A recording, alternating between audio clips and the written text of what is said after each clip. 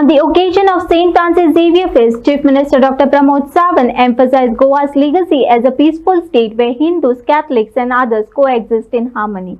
He highlighted that this unity and togetherness represents the true essence of Goa, calling for the message of peace to be shared far and wide.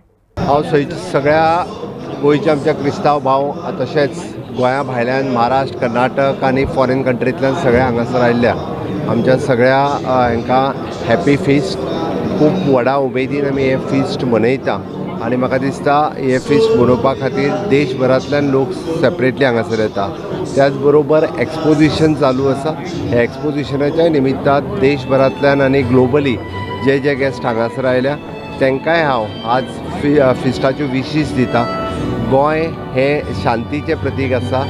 Goa हें एकचाराचें प्रतीक आसा. गोंय हें निसर्गाचें प्रतीक आसा. त्याच खातीर आज पर्यंत म्हणजे since from the liberation to till date गोंयांत हिंदू कॅथलीक आनी मुस्लीम हे एकोपायन रावल्ले आसा आनी आयचो संदेशूय म्हाका दिसता तोच आसा. एकचाराचो संदेश घेवन आमी सगळ्यांनी वचपाक जाय. शांतीकाय गोंयांत नांदपाक जाय आनी त्याच बरोबर गोंय हें स्वच्छ आनी सुंदरूय दवरपाक जाय.